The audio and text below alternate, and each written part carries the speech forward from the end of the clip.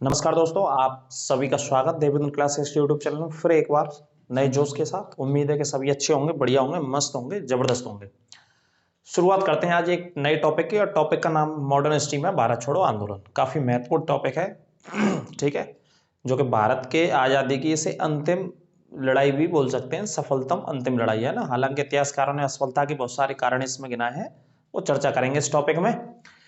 1857 की एक क्रांति सबसे बड़ी हुई थी, और उसके बाद भारत की आजादी के दौरान जो सबसे बड़ा मूवमेंट था, क्विट इंडिया मूवमेंट था, जिसका नाम भारत छोड़ो आंदोलन या इसे अगस्त क्रांति के नाम से भी जानते हैं, जो कि अगस्त के महीने में ही शुरू हुआ था जी। ठीक है, अगस्त क्रांति इसको बोला जाता है, या बड़दा प्रस्ताव के नाम से भी, बहुत सारे अलग अलग नाम है जो अभी आपको डिस्कस करूंगा मैं। मोस्ट इंपोर्टेंट टॉपिक है, और इससे किसी ना किसी एग्जाम में क्वेश्चन पूछा ही जाता है परमानेंट उठा करके, है ना। क्योंकि भारत को आजाद कराने के लिए इस आंदोलन की बहुत महत्वपूर्ण भूमिका रही भारत की आजादी में।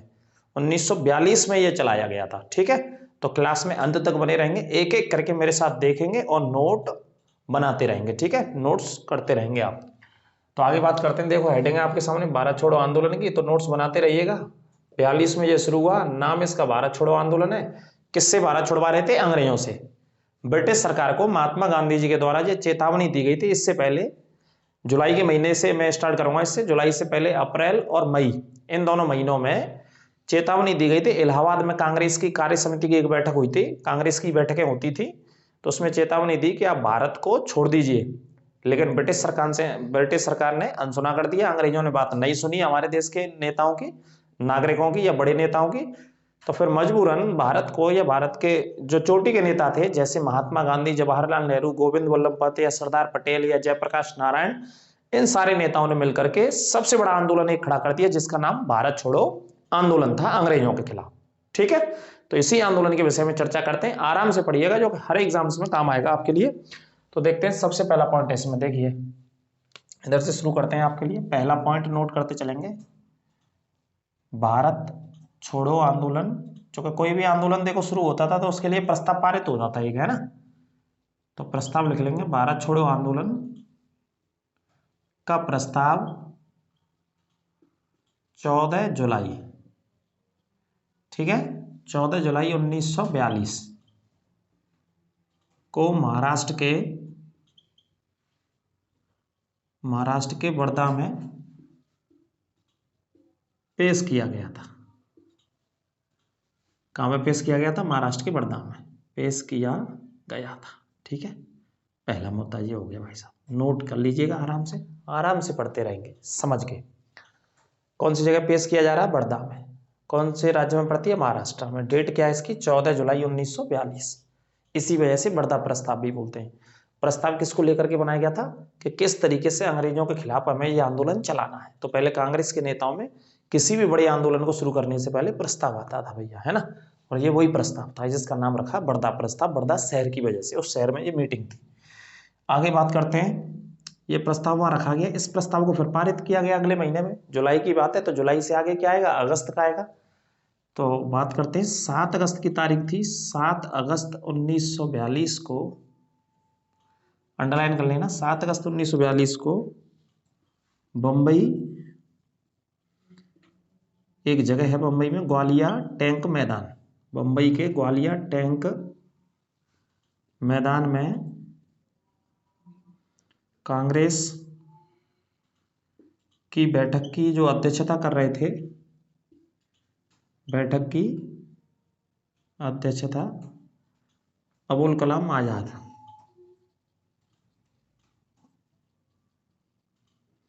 अबुल कलाम आजाद ने की थी, आजाद साहब ने की थी। और इसी बैठक में, अच्छे से लिख लीजिएगा भाई साहब, छूटेगा नहीं कोई प्रश्न। इसी बैठक में भारत छोड़ो आंदोलन वाला, भारत छोड़ो आंदोलन का क्या हुआ? प्रस्ताव पारित किया गया, प्रस्ताव पारित किया गया। ठीक है जी, कौन सा? जो वर्धा में प्रस्ताव पेश किया गया था। ये कहाँ पे पेश किया गया था? वर्धा में पेश किया गया था। और इसे पारित कहाँ पे कर दिया? ये वर्धा है महाराष्ट्र का, इसमें रखा गया प्रस्ताव 14 तारीख को जुलाई के महीने में, वर्ष 1942 में, और पारित किया गया 7 अगस्त 1942 को बम्बई में। क्या है जगह का नाम? ग्वालियर टैंक मैदान, कांग्रेस की बैठक हुई जिसकी अध्यक्षता, अंडरलाइन कर लेना, किसने अध्यक्षता करी? अबुल कलाम आजाद। चूंकि बात करें तो लगातार ये 5-6 साल तक कांग्रेस के अध्यक्ष रहे और सबसे युवा अध्यक्ष भी रहे अबुल कलाम आजाद। ठीक है, आगे भी बात करेंगे अध्यक्षता के बारे में। तो इसी बैठक में जो बम्बई में हुई, तो इसी में प्रस्ताव को क्या कर दिया गया? पास कर दिया गया। ठीक है, अब अगला मुद्दा आता है, पास कर दिया गया भाई साहब, पारित होना होता है नेताओं के बीच में। 7 अगस्त के बाद 8 अगस्त 1942 को, अंडरलाइन करके आराम से पढ़ेंगे, 8 अगस्त 1942 को इस प्रस्ताव में कुछ संशोधन किए गए। कुछ संशोधनों के बाद जो भी सुझाव देते थे भैया कांग्रेस के नेता के, ये काम करने ये काम नहीं करने, है ना, तो संशोधन आज भी होते हैं संसद में, ऐसे उस समय भी संशोधन होते थे। कुछ संशोधनों के बाद पारित कर दिया गया। ठीक है जी, ये कहानी है इसकी। 8 अगस्त को कुछ संशोधन और होने थे, उसके बाद इसे पारित कर दिया गया। अब अगली डेट आई 9 अगस्त की। 9 अगस्त इधर बात कर लेते हैं। ठीक है, इधर से देखिएगा अच्छे से आराम से। 9 अगस्त 1942 को 9 अगस्त 1942 को कौन सा आंदोलन शुरू कर दिया? भारत छोड़ो आंदोलन शुरू कर दिया गया। शुरू कर दिया। ठीक है, भारत छोड़ो आंदोलन शुरू कर दिया गया। कब शुरू कर दिया गया? 9 अगस्त 1942 को। इस लाइन को अंडरलाइन कर लेना, कई बार कंफ्यूजन रहता है बच्चों को, 8 अगस्त को शुरू किया या 9 अगस्त को, तो मैंने आपको क्लियर कर दिया। 8 अगस्त को संशोधन पारित किए थे इसमें, उसके बाद 9 अगस्त को ये शुरू कर दिया था। ठीक है, जैसे शुरू किया गया तो जो बड़े नेता थे उनको गिरफ्तार कर लिया गया। तो आगे लिखते हैं अगला पॉइंट, भारत छोड़ो आंदोलन के दौरान,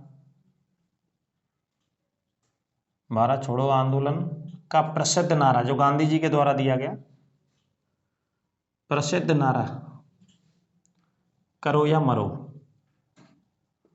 करो या मरो का प्रसिद्ध नारा दिया गया। ठीक है, ये नारा अच्छे से अंडरलाइन कर लेना। भारतीय जनमानस से, भारतीय लोगों से एक आ गया, डू एंड डाई की स्थिति है, या तो करो या फिर मरो, है ना, या तो अंग्रेजों से लड़ो या फिर मरना ही पड़ेगा भारत की आजादी के लिए। तो ये नारा दिया गया था, है ना।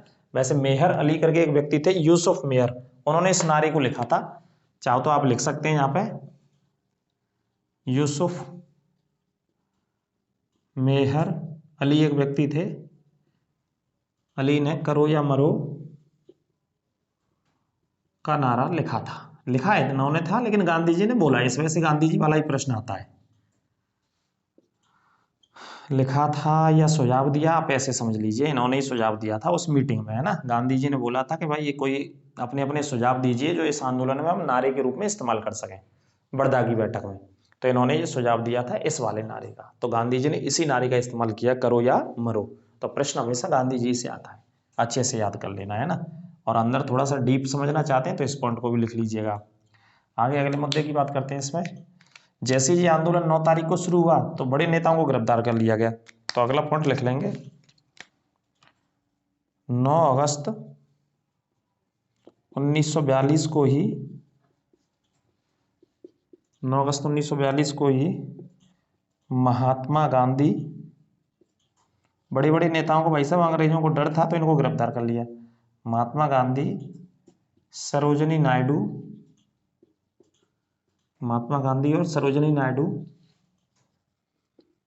को गिरफ्तार करके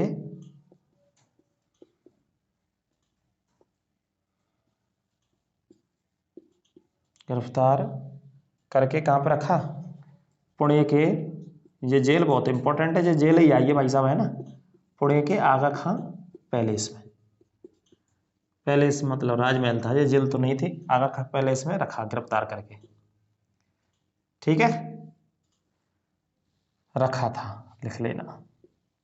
किसको रखा था? महात्मा गांधी जी को गिरफ्तार करके। कौन से में? पुणे के।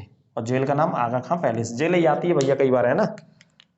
तो किन किन को रखा? महात्मा गांधी को पकड़ लिया और सरोजिनी नायडू को, दोनों को इसी जेल में रखा। आगा खां पैलेस, जेल का ही नाम फेमस हो गया, वैसे तो पैलेस था, पुणे में है जी, महाराष्ट्र के पुणे में। ठीक है, गिरफ्तार कहाँ से किया था? करो या मरो का नारा बहुत फेमस रहा, इस नारे को अच्छे से कंठस्थ कर लेना, लिख लेना। गिरफ्तार कहाँ से किया? बॉम्बई से।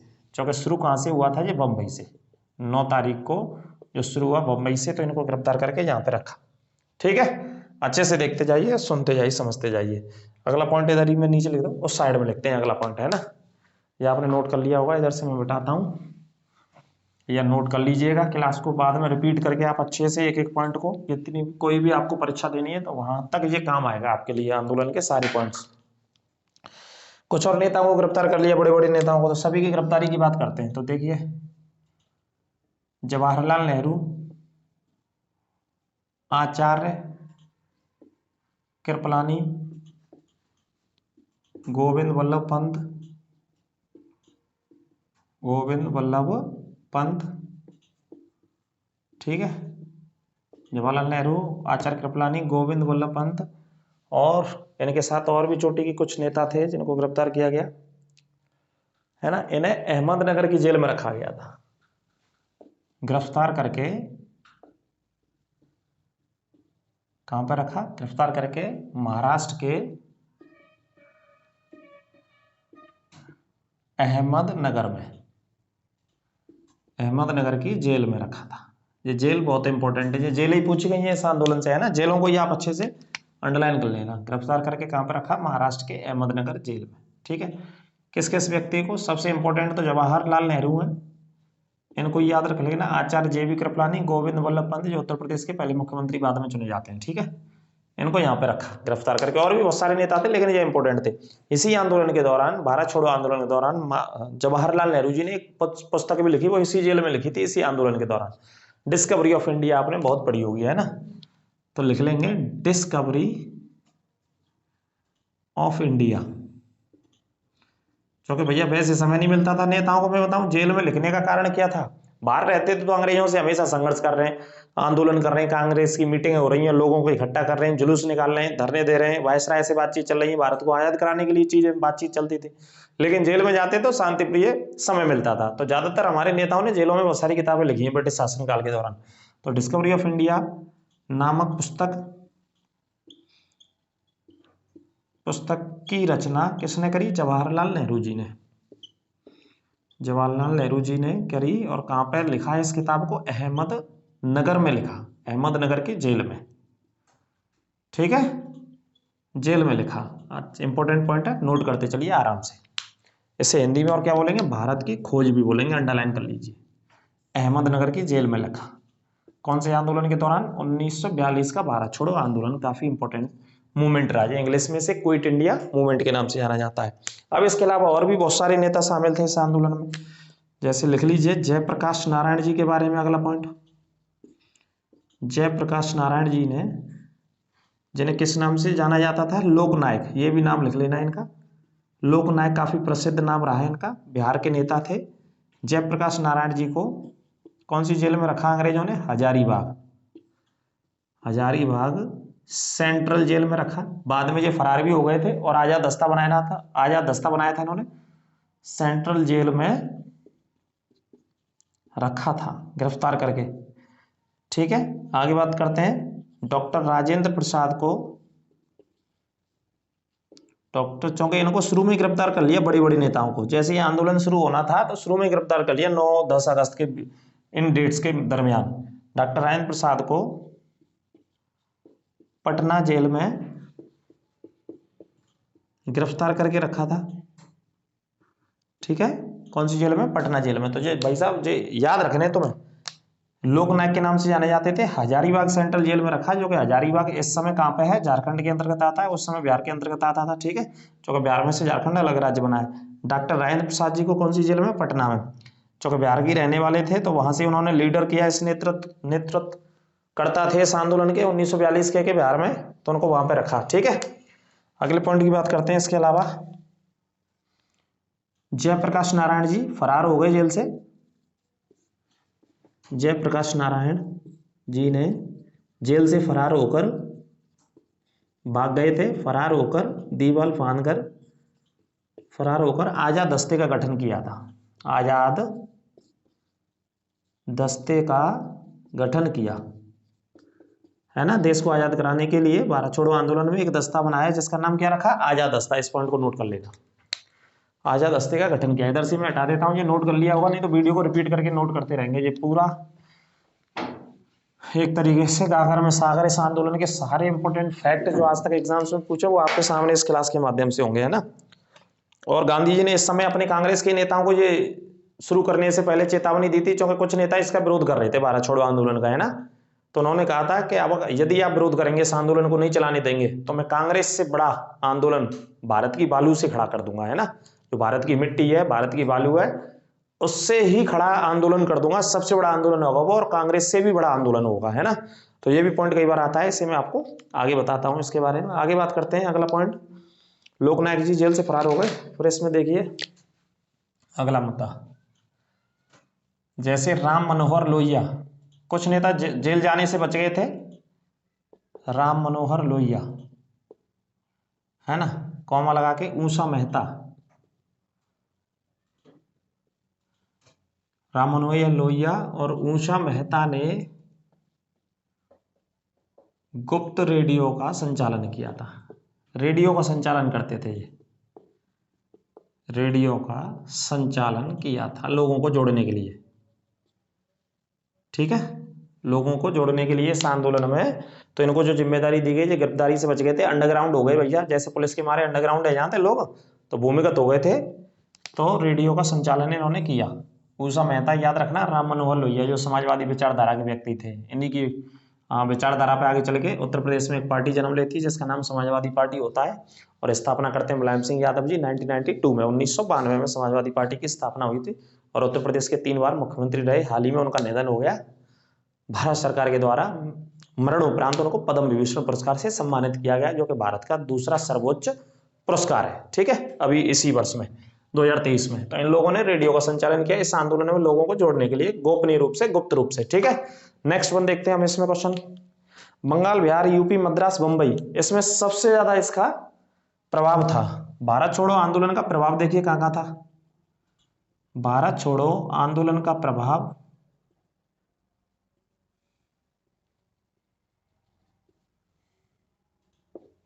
भारत छोड़ो आंदोलन का प्रभाव मद्रास सबसे ज्यादा था, यहाँ बिहार, यूपी, बंबई, अंडरलाइन करते चलना है, इन पे सबसे ज्यादा फोकस रहा, सबसे ज्यादा, और वो भी रहा, है ना, क्रांतिकारियों ने मिलकर के यहाँ सबसे ज्यादा अंग्रेजों से लड़ाइयाँ लड़ी। मद्रास, बिहार, यूपी, बंबई, और कौन सा रह गया इसमें, यूपी के अलावा आप लिख लीजिए बंगाल, इनमें सबसे ज्यादा प्रभाव था, ठीक है।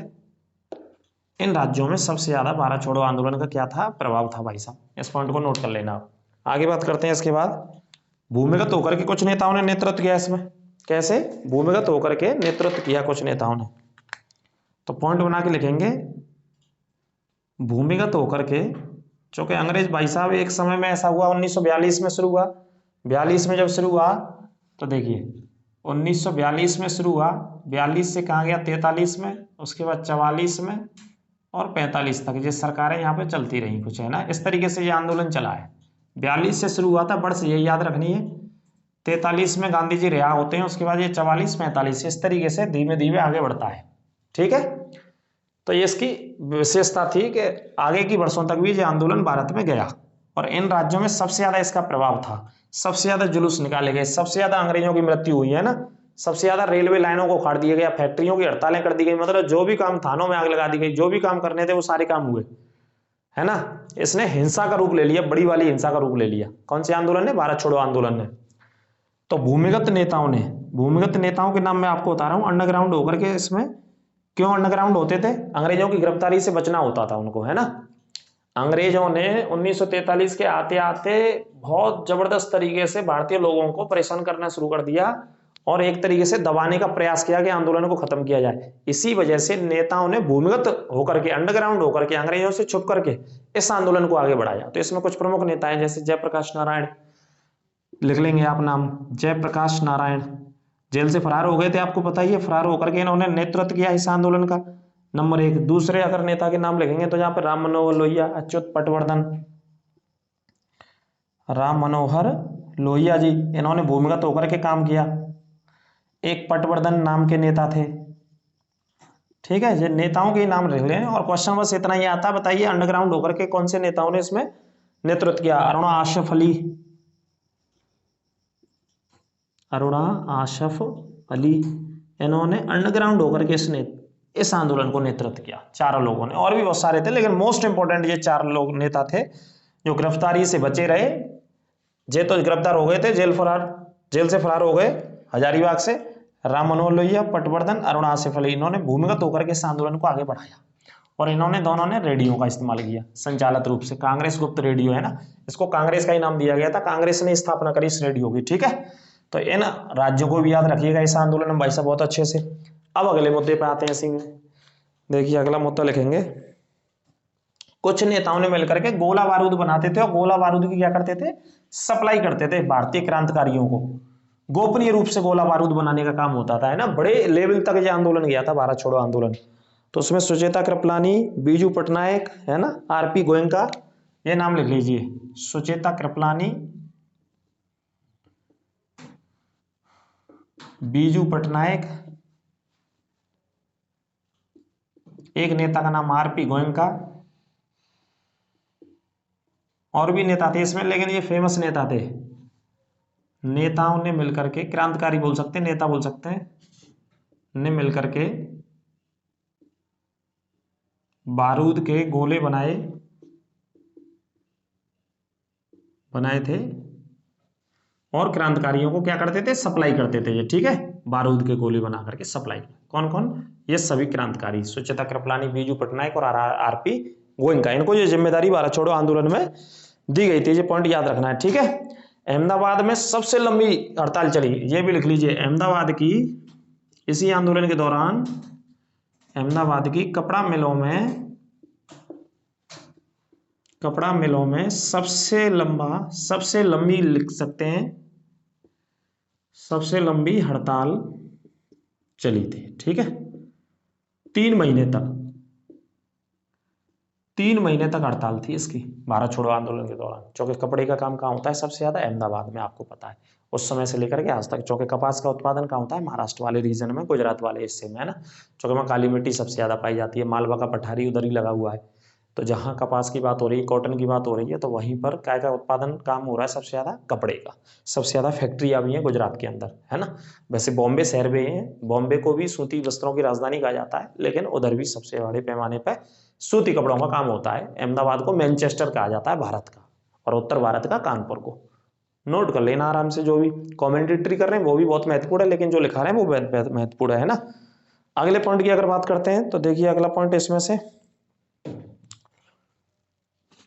अगला पॉइंट मैं यहां से ऐसे हटा देता हूं। इसके आंदोलन के चलते चलते आगे तक क्या होता है कि भारत में सरकारों का गठन होता है, कुछ सरकारें बनती हैं भाई साहब इस आंदोलन के समय, है ना। तो अगला पॉइंट लिखेंगे, कई ब्रिटिश इलाकों में जहां पर अंग्रेजों का शासन था, कई ब्रिटिश इलाकों में ब्रिटिश सरकार को समाप्त करके भारतीय सरकारें स्थापित हुई।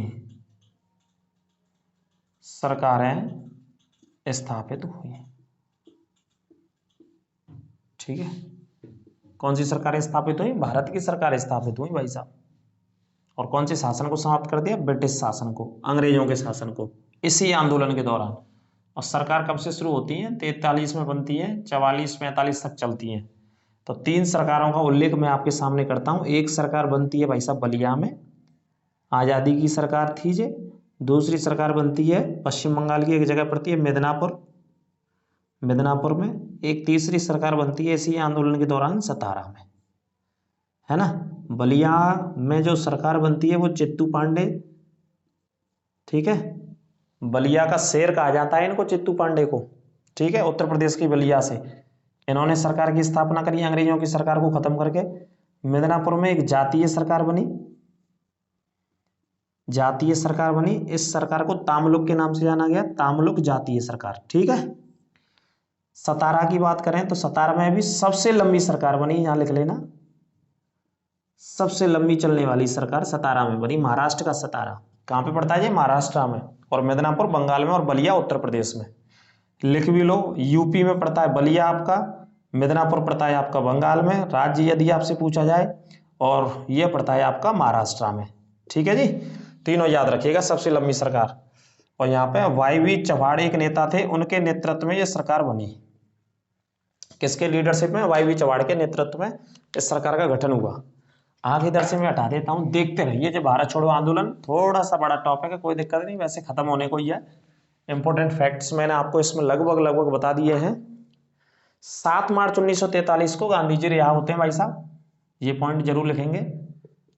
क्योंकि मैंने आपको कहा कि गांधी जी को शुरू में गिरफ्तार कर लिया गया, क्योंकि गांधी जी, जयप्रकाश नारायण, डॉक्टर राजेंद्र प्रसाद, जवाहरलाल नेहरू, सुचेता, आचार्य कृपलानी, इन सभी को गिरफ्तार करके अलग अलग जेलों में डाल दिया, क्योंकि सबसे ज्यादा खतरा इन बड़ी नेताओं से था। तो कुछ जो नेता बच गए थे, उन्होंने इस आंदोलन को आगे बढ़ाया था।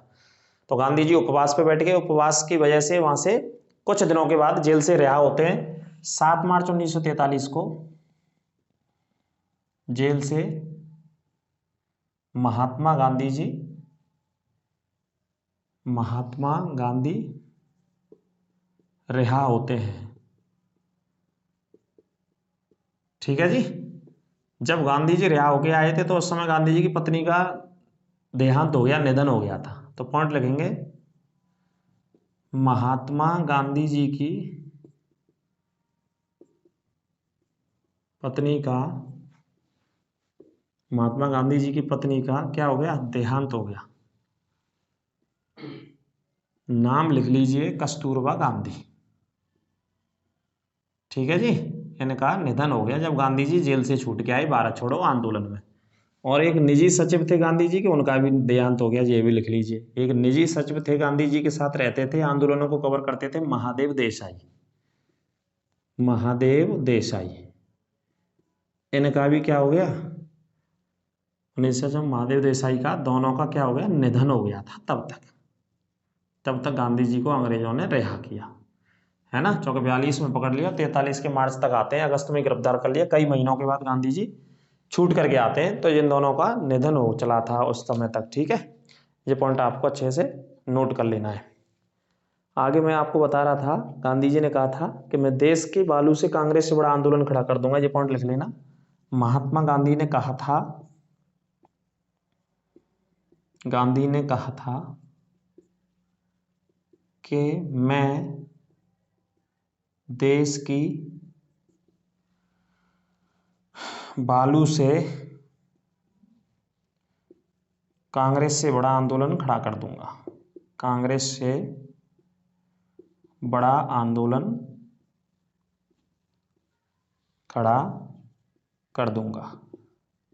ये उन्होंने जब उस समय बोली थी, कि जब उस समय कुछ नेता विरोध कर रहे थे गांधी जी का, इस आंदोलन का विरोध कर रहे थे, तब बोला था कि मैं देश की, भारत की बालू से ही, मिट्टी से ही कांग्रेस से बड़ा क्या कर दूंगा? आंदोलन खड़ा कर दूंगा, यदि कांग्रेस के नेता विरोध करेंगे तो। ठीक है, ये महादेव देसाई और कस्तूरबा गांधी, ये पत्नी का निधन हो गया, तब गांधी जी, अंग्रेजों ने 1943 7 मार्च को क्या किया? जेल से रिहा किया। और कौन सी जेल में थे? पुणे में उनको बंद करके रखा था। तो बहुत बड़ा आंदोलन था, बहुत गहरी चोट ब्रिटिश सरकार को इससे लगी, और ब्रिटिश सरकार एक तरीके से कहें तो बैकफुट पे चली गई थी।